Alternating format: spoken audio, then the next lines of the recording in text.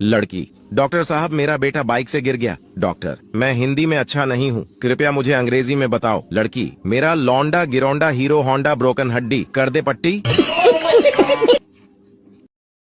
सोचा था 2 शादियां करूंगा, एक पीटेगी तो दूसरी बचाएगी। रात को सपना देखा, एक ने पकड़ रखा था, दूसरी पीट रही थी। एक लड़की जा रही थी, उसका पेन गिर गया। एक लड़का उसका पेन उठाकर दिया और बोला, आपका नाम? लड़की बोली, पिता के पहले और माता के बाद लगाते हैं वही है मेरा नाम। आप बताओ लड़की का क्या है नाम? ये बड़ी अच्छी बात कही आप।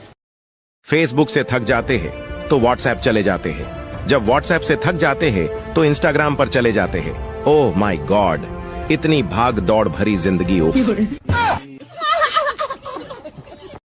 एक अमीर लड़की को स्कूल में गरीब परिवार पर निबंध लिखने को कहा गया।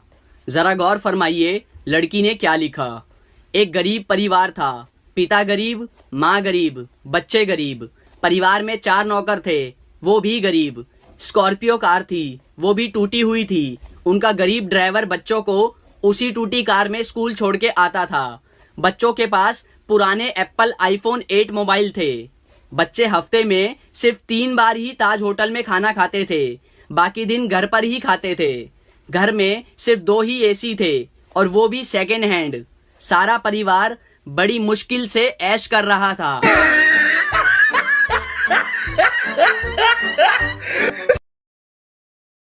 CBSE, UPSC, दिन में सोडा रात को लस्सी। ICSE, NTSE, गोल करेंगे रोनाल्डो मेसी। बोर्ड एग्जाम में होने वाली है सारे बच्चों की ऐसी की तैसी। चिंता ता चिता चिता चिंता ता ता।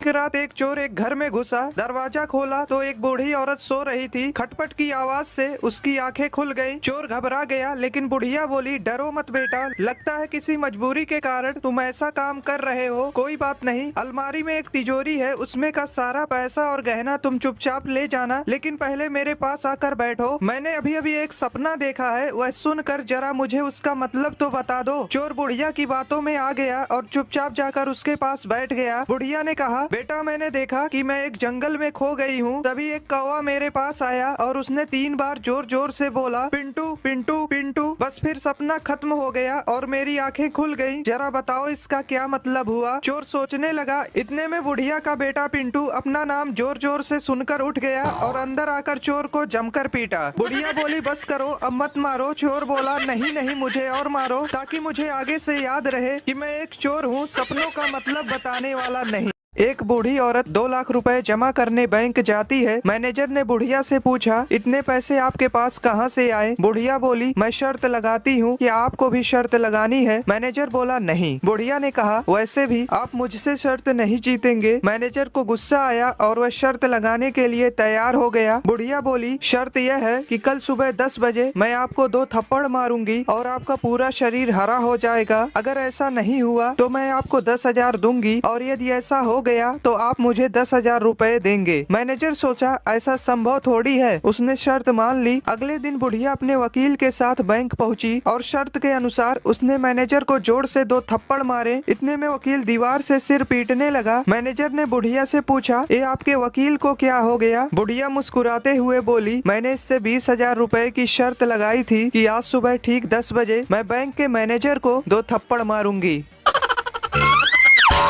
अमेरिका में जब कोई बच्चा बाइक से गिरने के बाद घर पहुंचता है तो उसकी माँ सबसे पहले उसे बिठाती है, देन डॉक्टर को कॉल करती है। और जापान में जब कोई बच्चा बाइक से गिर जाता है तो उसकी माँ सबसे पहले उसके फ्रैक्चर चेक करती है और फ्रैक्चर चेक करने के बाद उनपे बैंडेज करती है।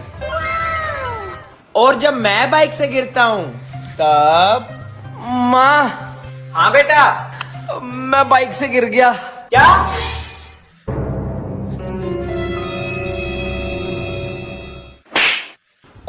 चला बाइक।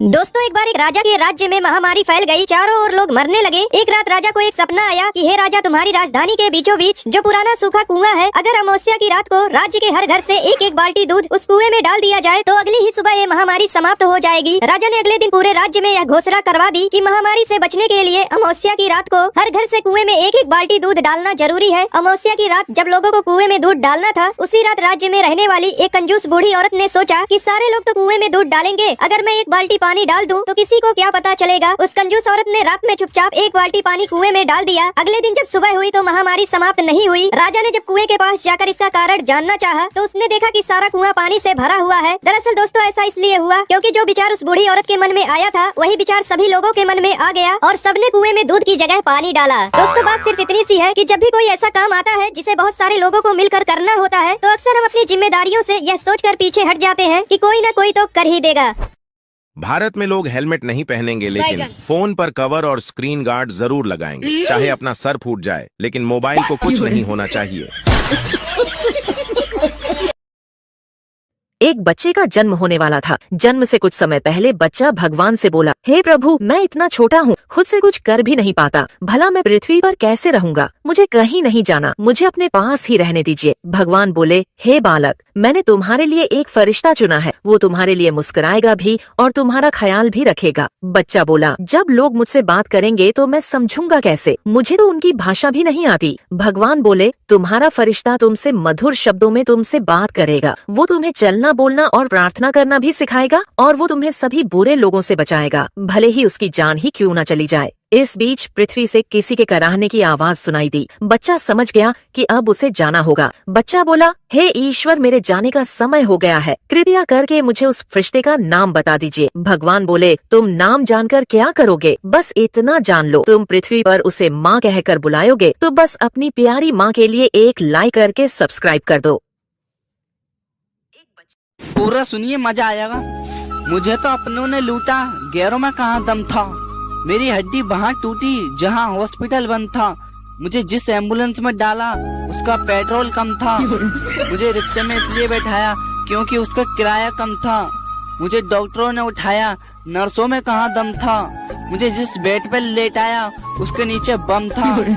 मुझे तो बम से उड़ाया, गोली में कहाँ दम था। और मुझे सड़क में दफनाया क्योंकि कब्रिस्तान में फंक्शन था।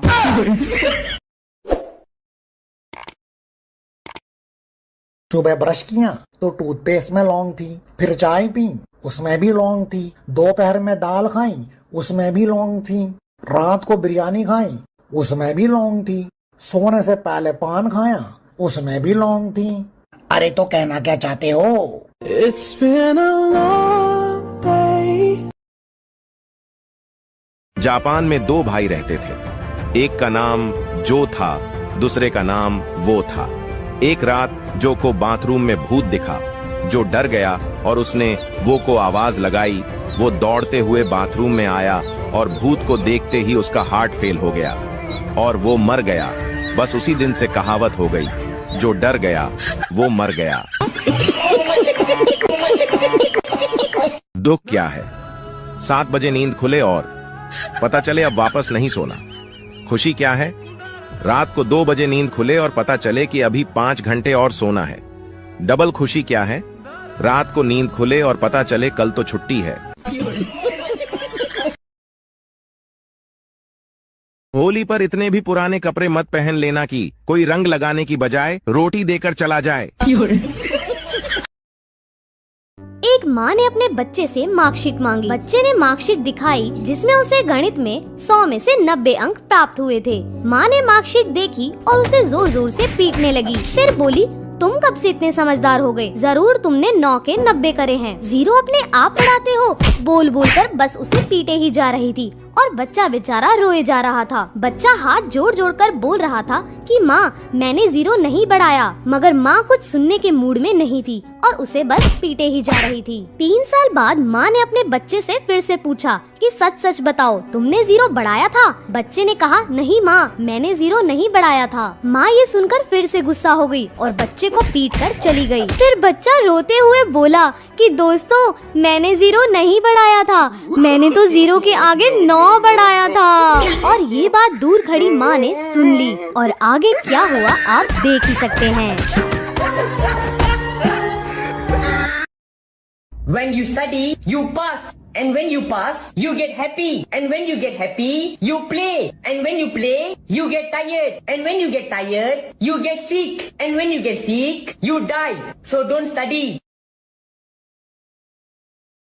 पिंटू एक बार अपने घर की लाइट सुधार रहा था, तभी उसके ऊपर बिजली का तार गिर गया। पिंटू तड़प तड़प कर मरने ही वाला था कि अचानक उसे याद आया कि बिजली तो सुबह से बंद है। वापस उठकर हंसते हुए बोला, साला याद नहीं आता तो आज मर ही जाता।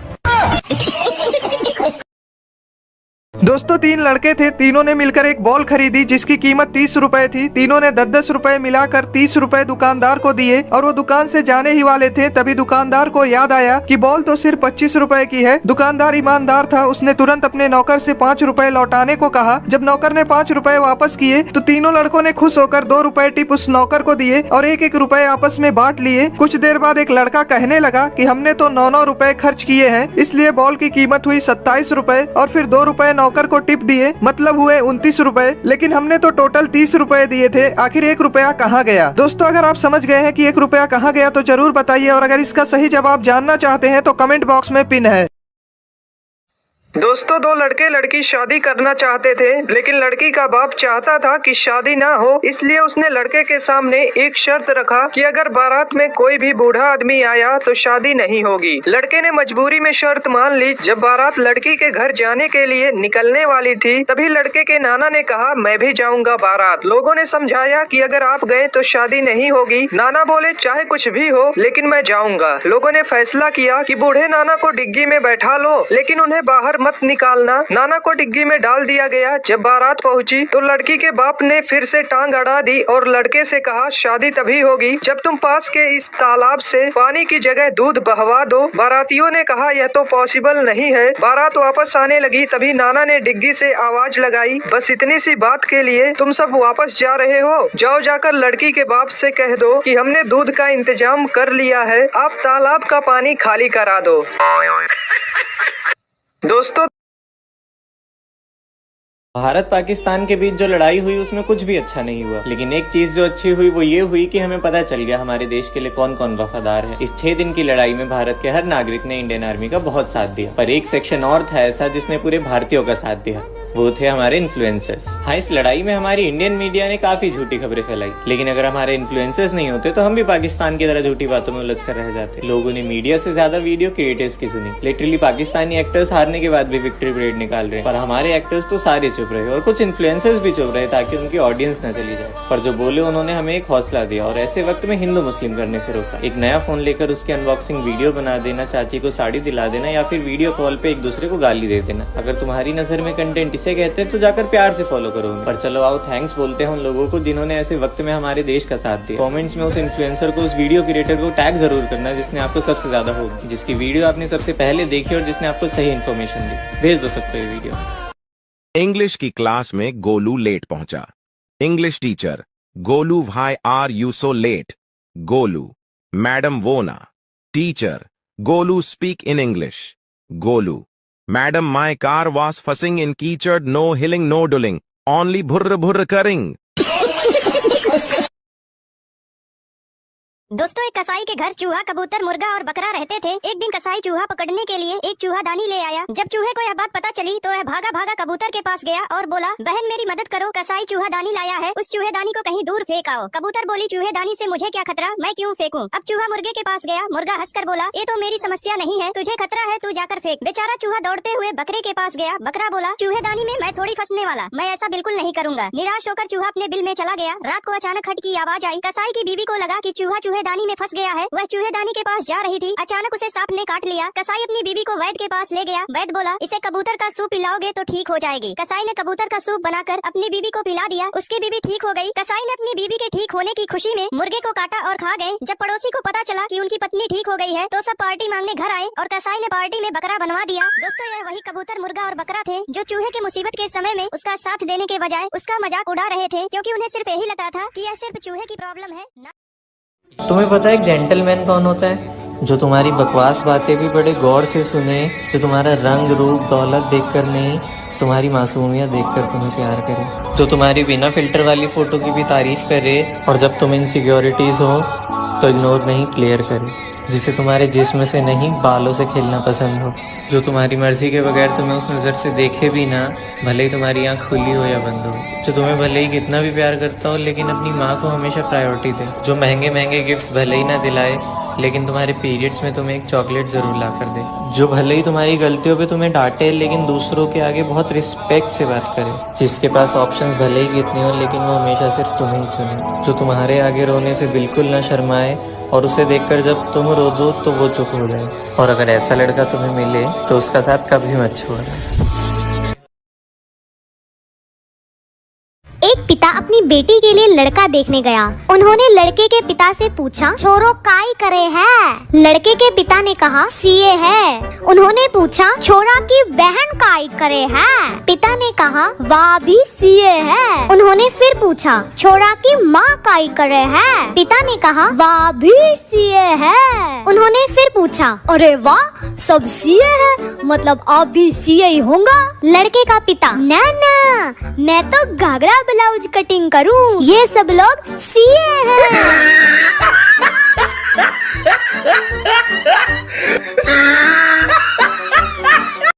एक लड़का एग्जाम हॉल में बैठा था। पेपर बहुत टफ था। वह चीटिंग करना चाहता था लेकिन एग्जामिनर बहुत स्ट्रिक्ट था। थोड़ी देर बाद लड़के ने एग्जामिनर को अपने पास बुलाया और उसके कान में कुछ फुसफुसाया। एग्जामिनर चुपचाप जाकर चेयर पर बैठ गया और वहीं बैठा रहा। सभी छात्रों ने खूब चीटिंग की। एग्जाम खत्म हुआ तो सभी ने बाहर आकर उस लड़के से पूछा, भाई तूने एग्जामिनर को ऐसा क्या बोला कि वो चेयर से उठे ही नहीं? वह लड़का शर्माते हुए कहा, मैंने बोला था सर, पीछे से आपकी पैंट फटी है।